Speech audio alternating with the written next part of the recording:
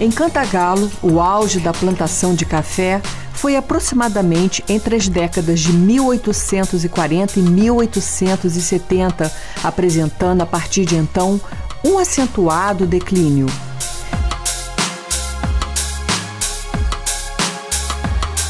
Terras cansadas, sem adubagem, cafeeiros velhos e menos produtivos. Afirmava-se que um cafeeiro com mais de 20 anos produzia pouco e, quando atinge a idade de 25 anos, já são considerados velhos. Já outros afirmavam que a colheita não era remuneradora nos cafeeiros depois de 15 anos. Não se preocuparam com a adubagem do solo, que foi gradativamente empobrecendo. Nos morros, terras empobrecidas com sinais de erosão, como essa imagem de Cantagalo. Um fazendeiro de Cantagalo analisou a psicologia comum da segunda geração de produtores de café. O cafeeiro, segundo ele, é feito para dar dinheiro e não uma cultura que possa dar emprego e felicidade às gerações futuras. Em Cantagalo, em 1877, a decrepitude dos cafezais já ameaçava a fortuna dos fazendeiros. Igualmente, a mão de obra escrava parecia envelhecida e um escravo novo custava caro em razão do fim do tráfico intercontinental.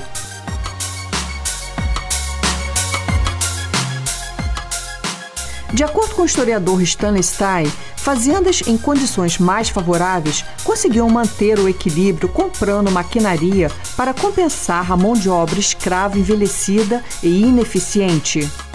Porém, os fazendeiros com dívidas contraídas com a compra de escravos efetuada durante os anos de prosperidade, assim como aqueles que fizeram dívidas para comprar maquinaria, tiveram que enfrentar um mercado de capitais cada dia pior entre as décadas de 1870 e 1880.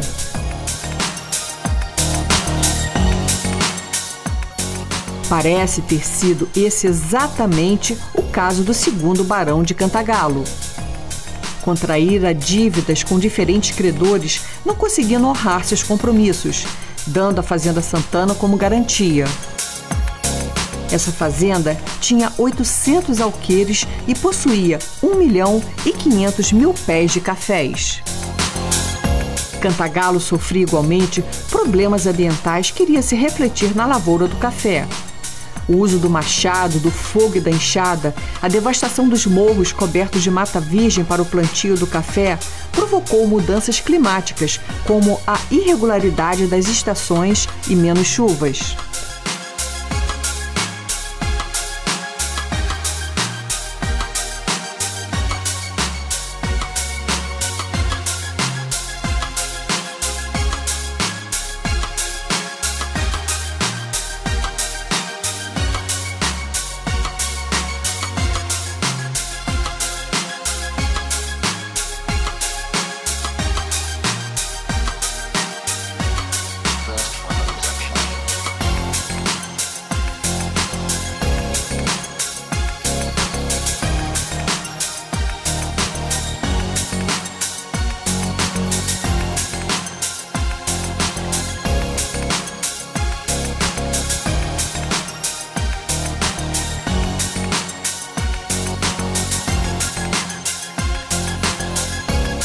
Ainda que não localizando nenhum trabalho acadêmico que demonstra que o segundo barão de Cantagalo plantara 1.500.000 pés de café na Fazenda Santana, examinando o terreiro de café, cujas pedras ainda assentadas sobre o solo são o seu testemunho, podemos afirmar que a produção de café dessa fazenda provavelmente atingiu tais números. Onde hoje vemos árvores frutíferas, no passado toda a extensão era terreiro de secagem do café.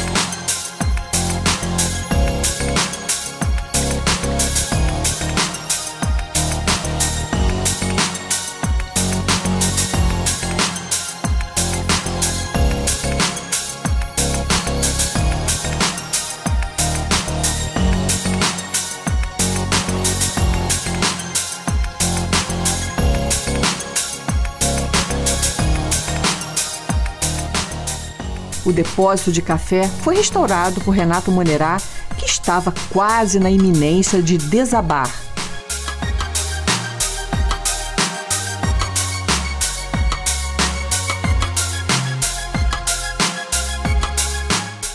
Renato, nós estamos aqui, né? A gente já falou sobre o engenho, né?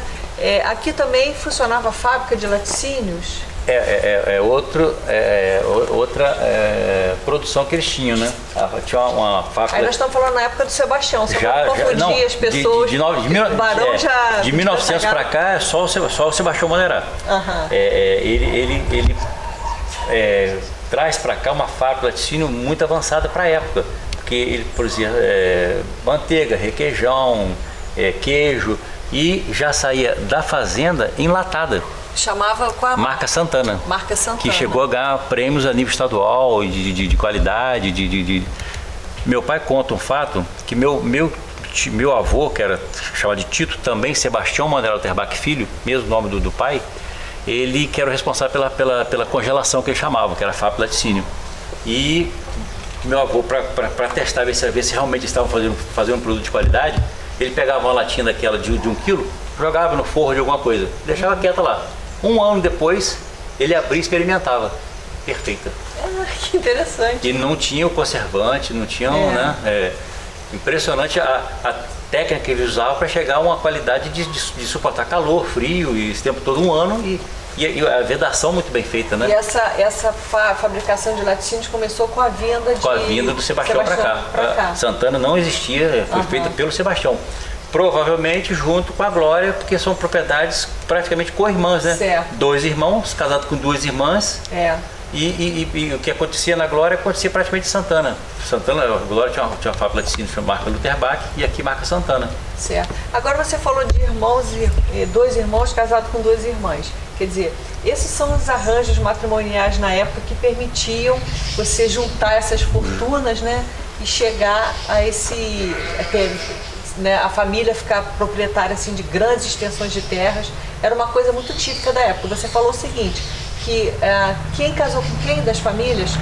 O Antônio Lauterbach é pai, entre outros filhos, do Sebastião e do Júlio. E o José Monerá, que foi quem arrematou Santana, era pai da Jovina e da Ernestina, que é a minha bisavó, Joventina, desculpa. Então o que acontece? 2 irmãos casam com 2 irmãs. E a firma Monerá Lauterbach e companhia, o Antônio Lauterbach já era sócio do José. Então eles eram sócios e os filhos casaram entre si. Então eles junta toda o ramo Lauterbach, que também, né, tem ligação com o Monerá, que todo Lauterbach é Monerá, como já foi dito, junto com José Monerá. Então realmente funde aí um grupo da pesada. Junto com um grupo da pesada que eram verdadeiros agricultores. Eles investiam tudo nas fazendas. Eles viviam as fazendas, criavam uma família na fazenda. Eu desconheço esse relato de o Monerá Lauterbach que tivesse uma casa no Rio de Janeiro para poder passar veraneio. Então eles viviam realmente a vida agrícola. Terra, né? Da terra para a terra, né? É isso mesmo. Obrigada. Outra coisa, Janaína, que até hoje a gente não sabe por que eles se casavam, né? Não sei, até hoje não saberia responder para você, seria para aumentar patrimônio, mas eu acho que tinha muita coisa a ver também por se conhecerem já há tempos, né? Até para a própria cultura europeia. Até pode estar ligado pela cultura, essas coisas. Os alemães faziam isso também. Mas o Barão de Nofburg casou com os portugueses também faziam isso. Era muito normal. Você vê que veio casando desde lá de trás, né? Quer dizer, até o Sebastião veio casar também. O casamento por amor é uma coisa que começa mesmo moderna. Em 1940. Antes disso você não tinha um casamento por amor. Eram arranjos, independentemente de... Geralmente isso acontecia mais na classe abastada, entre a elite. Mas casamento mesmo, que o pai deixava a escolha livre, e o filho também ter o consentimento, é coisa assim mais ou menos de 1940.